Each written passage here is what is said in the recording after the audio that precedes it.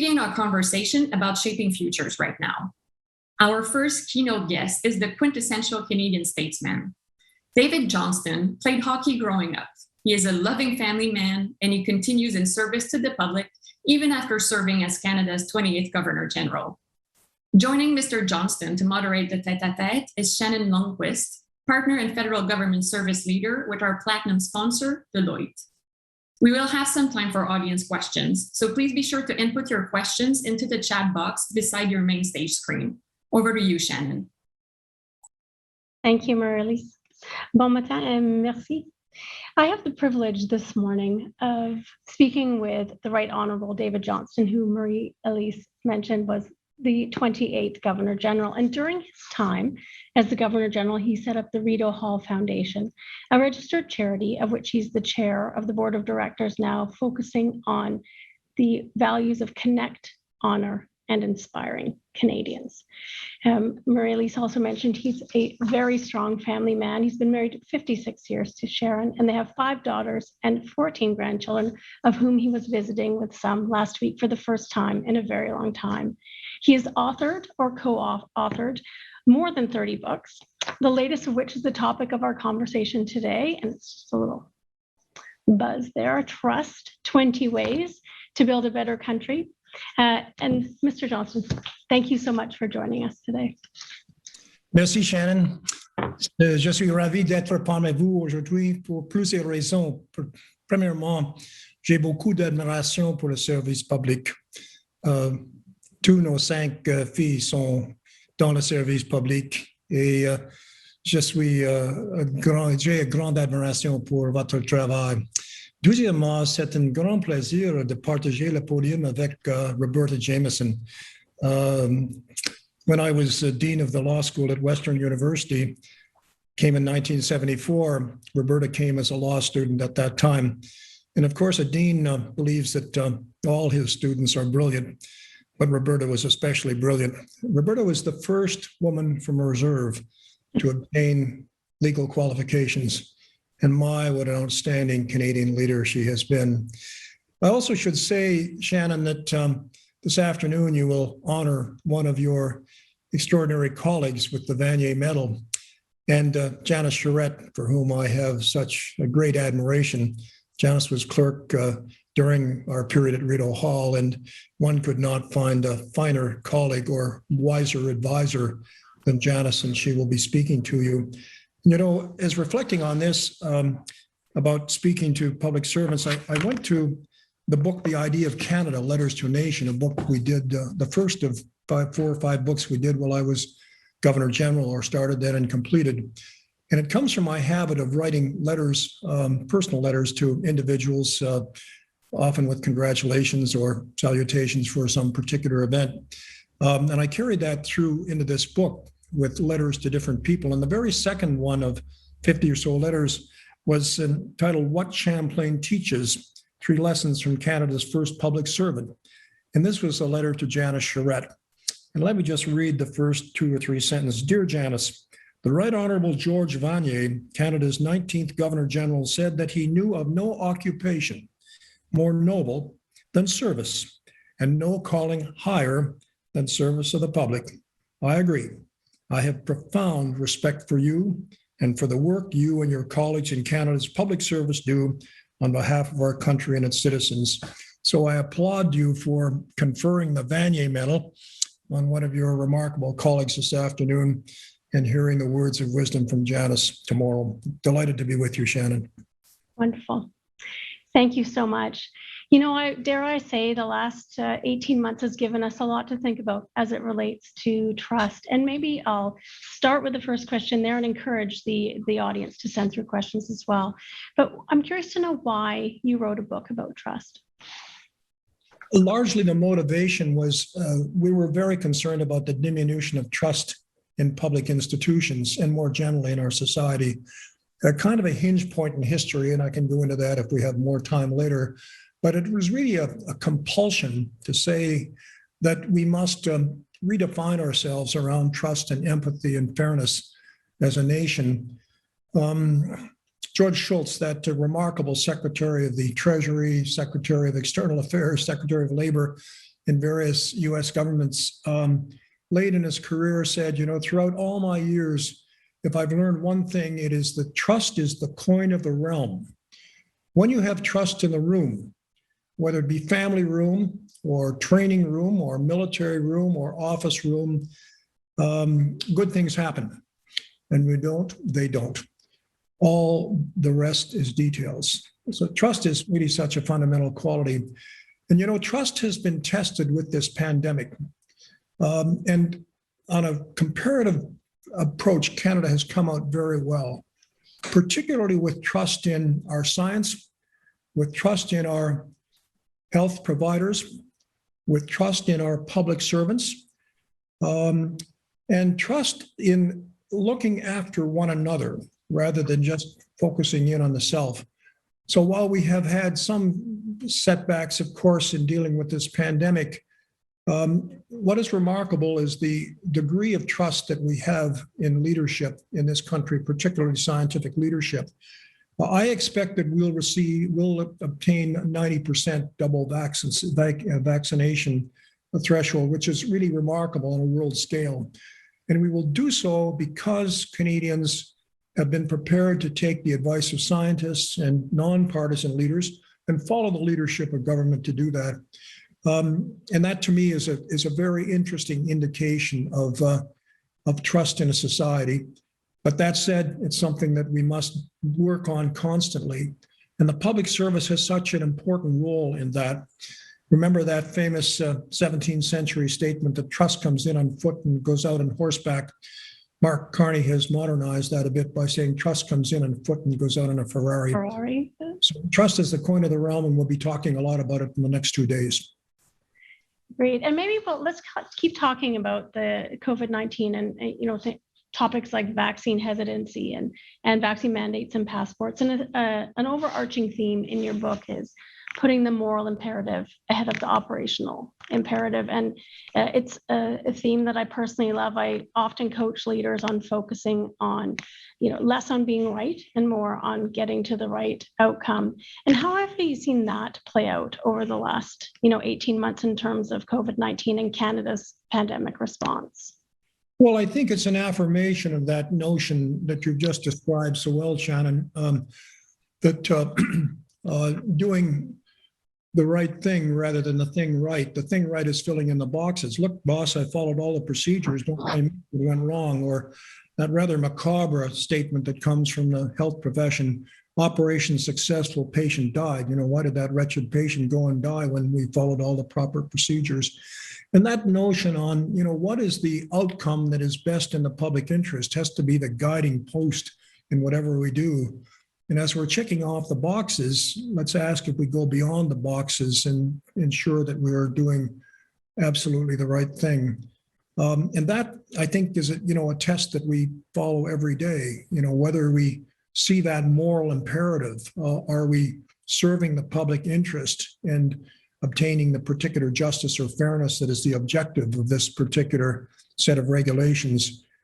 Sure, tick off the boxes, but be sure that we are constantly conscious of what the basic motivation is, which is doing the right thing. Wonderful. Thank you. Let's shift maybe and talk a little bit about something else that's on Canadians' minds right now and our leaders, and that is the election. And you open your book with the statement, trust is the bedrock of democracy. And one of the themes you come back to a number of times in the book, which relates both to our current federal election as well as all the information that's come out since the start of this pandemic. And you quote Edelman in the demise of confidence in the Fourth Estate is driven primarily by a significant drop in trust in platforms, as in digital platforms, notably engines and social media. How do you think this will impact the current federal election, as well as imminent provincial and municipal elections, and therefore our leaders in the bureaucracy? Well, Shannon, I've had occasion to look at this a little more intensively. I serve as commissioner of the Leaders' Debates Commission, which was set up after the 2015 elections, where we did not have participation of all the leaders. And its job is to ensure that we have a minimum of 2 national debates in either language And why is that important in elections? Well, it's important that we have the occasion as Canadians to see our leaders unvarnished, unfiltered, responding to questions with any luck, thoughtful questions and thoughtful follow-up to ensure that we see them unrehearsed, we see them spontaneously, and can make our judgments as to who we wish to lead the country. And that's really a reinforcement in the importance of elections, and elections with citizen engagement. That's why you want good debates. That's why you want good election campaigns. And most of all, that's why you want a constructively critical press that ensures that citizens are engaged around the right questions with the right kind of information, and not to be misled by things that have no basis in fact or part to do with conspiracy, or seizing upon particular currents and riding those, even if they have very little to do with fairness to all. Edelman has been measuring trust in public institutions for 2 decades, and they look at 4 areas: business, non-governmental organizations, media, and government. And it's interesting, there's been a steady decline over that 20 years in trust in each of those 4 institutions or pillars, including the social media and media generally, particularly with the rise of fake news that has come into this vacuum of populism. And in fact, in 2018, Canada for the first time became a distruster nation, like quite a few others, where a majority of the population did not have trust in those 4 particular pillars. It's interesting, since 2018, since 2018-19, when the pandemic came along, government, which was at the lowest of the 4 those pillars, has come up to be the top, that there's more reliance in government than any others. But I'm hoping that we will see in this particular election a more careful scrutiny of what is fact and what is basic truth. And all of us as citizens become a little more introspective about filtering out, what is relevant to the public interest and what is simply a charade. And certainly our social media, which is increasing in scope, particularly amongst young people, have that lesson of managing this digital revolution that makes all of us publishers, and information and wild ideas can be spread so quickly, have a kind of an oversight on it to ensure that whatever we're taking in makes sense, and we can translate what makes sense into exercising our franchise with some degree of wisdom and concern about the public interest on September 20th. Perfect. Thank you. And I'm starting to get some great questions from the audience. So the first one from Deidre. Considering the experimentation history, what are your thoughts on establishing more trust from marginalized communities, especially Black and racialized communities who have higher rates of vaccine hesitancy than many others? Well, I think first to recognize that there's some reason for that hesitancy in certain communities where there has not been a reservoir of trust built in terms of administration of different experiments, et cetera. And we face that openly, squarely, and where we have been misguided, face up to it, and then move on to try to present facts, well-established facts, as clearly as we possibly can, and to reach out to those communities, particularly with their own peers, to demonstrate, why it is that we vaccinate and why it is that there's so much greater risk of going unvaccinated and either catching the virus or passing it on to others than taking the vaccine and protecting not only ourselves, but those around us. And I think that's the ultimate test of any community, be it a minority community or majority community, that, yes, of course, we think of our own safety, but we think of the safety and the health of others, and operate in that kind of environment where we are one another's keepers, and that we do have a responsibility not only for ourselves but others. And in fact, I really look for leadership from within the more marginalized communities to say mistakes have been made. Now we move forward, and we operate in that realm of trust. Shannon, I'd also expand that to Canada's place in the world. So I say, I think we will show ourselves as having a high measure of trust as a nation with very high vaccination rates. I see that 90% as a target, which would put us right at the top realm in the world. But to realize that if the pandemic has taught us anything, it is we are all connected. We are all responsible for one another's future and safety. And if we have large parts of the world, as we do, going unvaccinated because there aren't enough vaccines, or perhaps not seeing vaccines as safe, et cetera, we in Canada have an obligation to take our learnings, our teachings, and our vaccines and our medical experience and expertise and make it as widely available as possible, and working very hard with other nations to have this as an international approach to something that affects us all. And do you see increased trust on that, David, in terms of the work we're doing with other nations around vaccines? Well, I think it's a mixed bag, really. We had an unfortunate early mistake. We had a pandemic or a international team based in Ottawa in our public health administration service that really was leading the world in terms of attempting to identify early epidemics that were in a nascent stage but had the possibility of becoming much more widespread. And unfortunately, about a year before the pandemic broke out, we actually diminished the role of that group of people with this international sensitivity. And that group, in fact, was providing the leading edge information to the World Health Organization on where pandemics were beginning to start, because they had grassroots intelligence from people on the ground in the different contexts that Canada, with its very good brand for international cooperation, could develop. And we largely diminished the role of that. And so we were slow in picking up the early signs of the pandemic and not reacting as quickly as we'd expect a nation to.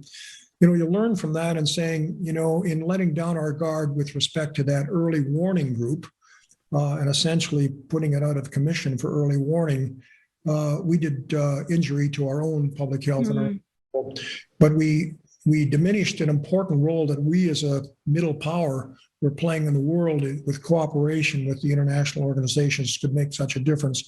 And that's the kind of thing that, Canada should lead, not lag. And when we have that high degree of intelligence and that very important effectiveness of public servants in the public health department, to be sure that it's widely shared in the world and that we are taking a front row place in that situation and not a back row place. Agreed. And that's a great segue to the next question from Naya, who says, trust is critical. Accountability is key to building and maintaining trust. I'd love to know what you think about accountability in public service and taking ownership of errors and correcting them while learning and changing culture. Well, I begin with the proposition I said at the outset. I have great admiration for the public service of Canada. And in 2017, in our last year at Rideau Hall, we had the good fortune to have the Rideau Hall people named as the employer of choice for government agencies in Canada. That was wonderfully well won by the great people that were serving in that capacity. And Stephen Wallace, who was the Secretary of the Office of Governor General, the person who was the operating officer responsible for that achievement, we wrote a letter to all of our staff saying, congratulations on what you have won, what you have done. But bear in mind, this year, the OECD also named the Federal Public Service of Canada the most professional and effective public service of the OECD countries. So I think most of you know that, and most of you know inwardly that you are a treasured and much admired group of people. I wish Canadians knew more about that and could respond accordingly. In the letter to Janice Charette that I mentioned earlier, 3 Lessons from Champlain, I commend to all of you to read Champlain's Dream by David Fisher, who was a Pulitzer Prize winner for writing that book. And Champlain's Dream was nothing to do with what I'd learned about Champlain as a student in high school in Northern Ontario, learning a kind of European version of Canadian history. Roberta, no consciousness of history before the 15th century and the great contribution of our First Nations and our Indigenous people to our history. But Champlain was really a 21st century person who believed very much in diversity and inclusivity, learned several of the First Nations languages himself, established friendly treaties with all of them, except the Mohawks, and because they were the enemy of all of those, and for a period of time with them, believed very much in the rule of law and justice, was not a conquistador, as we thought, to plant the flag and promote the Catholic religion. It was to build communities of resilience and sharing across the country, what we see for the 21st century. So that was Champlain's dream. Our first Governor General in all but name, setting the patterns for the fairness that should govern this country and is one of our traditional values. And out of that, the three lessons that I suggested for public service was one, recognition of leadership is recognizing your total dependence on the people around you. Now that sounds like a trite phrase, find a good parade and get yourself to the front of it and lead it, and you're a remarkable leader because the parade is marching well in a good direction. It's much more than that. As a leader, you're responsible for creating the environment where each person on the team can function at the very limit of their abilities. And guess what? When that happens, the abilities expand to feel a sense of responsibility and ownership and the joy of making an important contribution. The second lesson is share information very widely. Have everyone knowing enough that they can be part of making things happen. And the third is be prepared to take risks with appropriate calculation. Don't just follow the blocks. Try to understand the environment and how you can make an improvement in it. Obviously, having discussions with others in the team and supervisors and so on, and not just charging off on your own, but be constantly innovating. How do I do things better every day? Just one little example, it's homely, but it could apply in so many cases. I think it was day 2 in the Office of Governor General, and my desk was that high with files of documents to be signed, and each one had a covering letter. And on that covering letter were 4 or 5 approving signatures for this order of council or letter that I was to sign. And I said, why would we have this going through 5 levels of bureaucracy before I sign off on it? Bearing in mind that I would be signing 50 or 60,000 documents or letters a year. So I don't fully read every one I sign. So with Stephen, our Secretary of the Office of Government, we sat down and had a discussion with our staff. And within a matter of 2 or 3 days, we came up with a new rule, which was 1/1 in 1. One person's signature drafting the letter or the order or the regulation or whatever. A second person, the second one, me signing it, bearing in mind I don't fully read everything I sign, and in one, which meant is in 1 day and 24 hours. And guess what happened? Rather than the one person at the beginning of this chain saying, gosh, all of a sudden my cover is gone, I can't blame it on the people way up. That person began to take an even greater pride in what they were doing. They were responsible for that piece of work. And if they needed advice or help, they'd move up the chain, but they would take responsibility. And in a 24-hour turnaround, not in every case, if necessary, you'd have to postpone it. But that was part of the pride that every one of the people at Rideau Hall took in their work, that they could follow a 1/1 approach with their responsibility and ownership, with their accountability, and doing it with a time frame that said we were really serving the public. And I just commend that because I'm not a command and control guy, and you don't get anywhere by issuing commands and saying, do this. Sitting down, talking it through, developing a new policy, people owned it, was remarkable. And I just commend that kind of sharing, leadership, calculated risk is very much the kind of thing that I think does and should even increasingly imbue the public service of Canada. 100%. And David, as I feared, this time goes by with you so quickly, and we have a number of questions from the audience that we're not going to get to, but perhaps I will close with a final question to you. And one of the themes of your book also is to thine own self be true, and you speak in it on your values of equality, humility, and empathy. Given the theme of this year's IPAC conference is shaping futures, what would you say to our future leaders participating here today as it relates to staying true to their values and shifting the behavior from diversity to inclusion? Well, let me say two things, Shannon. First of all, for those of you who put in questions that weren't answered, my colleague Jill Clark is here with me, and she's beginning to grimace. What's he going to do now? Well, send those questions along, and if we have some sensible answer that Jill and I can come up with, we'll send along a reply to each of you so that we have a sense of personal contact. Thank you for that question about diversity and inclusivity, and to thine own self be true. That was the very first letter that I wrote. Was to an Inuit boy that we met on one of our tours, but he was asking, who are you? And I said, I'm the Governor General of Canada. And in fact, Sharon and I were in, I think we're in Repulse Bay. And when we arrived there, we learned that they were having a Terry Fox run. It was late in August. And I think we've run in virtually every Terry Fox run since they began, and our children and grandchildren do. Now we kind of do it in bicycle, or the grandchildren push me in a push cart. And he said, who are you? I said, I'm the Governor General of Canada. He says, what's your name anyway? And I said, my name is David. How old are you anyway? I said, I'm 69 years old. And he said, gee, I didn't think anybody could get that old, looking at me going to run. So Sharon and I finished the race, and we came back, and I found this little guy, and I tapped him on my shoulder. I said, not dead anyway.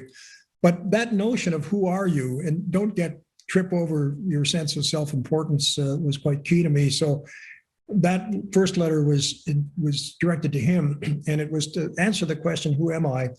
And I began with that quote from Shakespeare, to thine own self be true, and it shall follow as the night the day, thou canst not then be false to anyone. And it was Polonius in Hamlet, 13th, 12th century, and his son Laertes was going off to the continent, to Germany, for, I guess we'd call it the European tour, but today we'd say for university studies. And that was the advice he gave to his son at age 17, 18, to thine own self be true, and it shall follow as the night the day, thou canst not then be false to anyone. And for me, what is true to yourself? Well, being true to yourself is to your values, to who you are, and what it is you see as fundamentally importance about those values. And having a moral compass is a very big part of it. And so, that's what I say with respect to how we conduct ourselves, that we use that framework of values as guiding us, which permits us often to deal with so-called difficult questions quite easily by simply saying, doesn't square with my values, I don't do it.